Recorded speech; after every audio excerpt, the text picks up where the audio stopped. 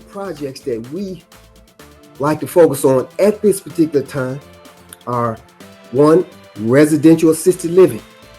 That happens to be the number one performing asset class in terms of real estate in the country, simply because it does well during good times and bad.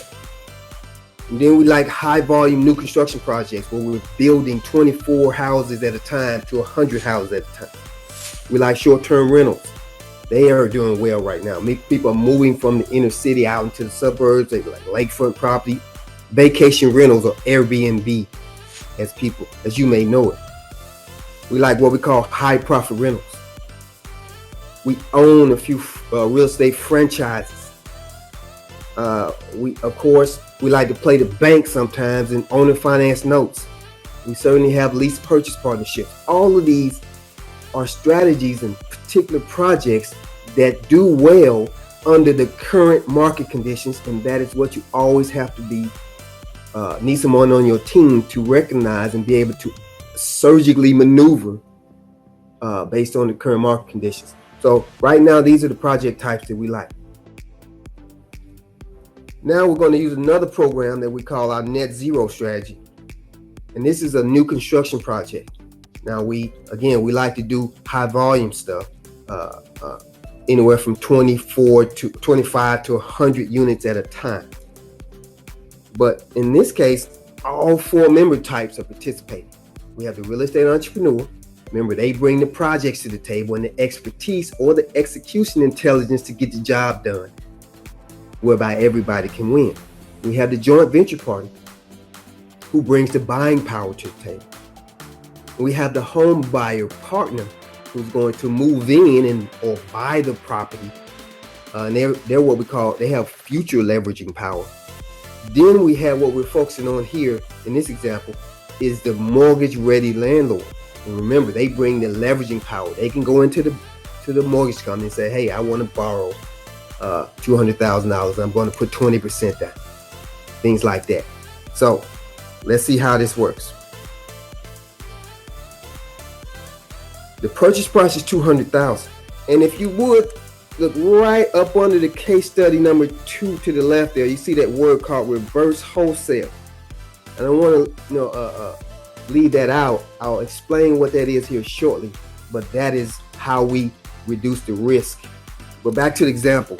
In step 1, the mortgage ready landlord, once the property is constructed and built, construction is complete by, of course, one of our builders or one of our franchise members, the MRL is going to purchase that property, put 20% down, which is $40,000, and then they're going to borrow $160,000 from a conventional lender like Bank of America, Wells Fargo, or somebody.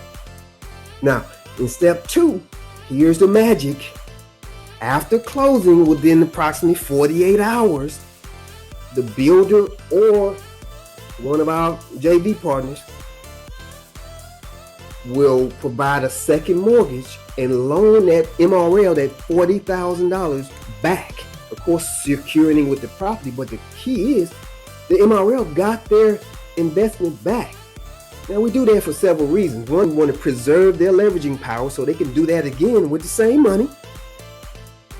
And 2, well, that's the main reason. But the most important thing here is the MRL now has no money at risk. That's why we call it NetZERO. We can't say zero down because they actually put the money down, but they actually got it loaned back to them. So they now have no money at risk. Now, step 3, this is where the home buyer partner comes in. They either buy it, purchase it, or they lease purchase it, or we own and finance it to them. But in this case, they purchased it. And once that deal is completed, the MRL, who remember has no money at risk at this point, gets a $5,000 profit. That return on investment is kind of off the chart, so there's no sense in even mentioning that. But so they got that profit, and they can do that over and over again, building up their capital so they can. This was a profit move, what we call a checker move. and they can put that money into a wealth motive, which we call a chess move. But this is an example of how all four members are participating in one project with very little risk, because the person that put the money down, who is the MRL in this case, got it back and had no money at risk, which is similar to the first example.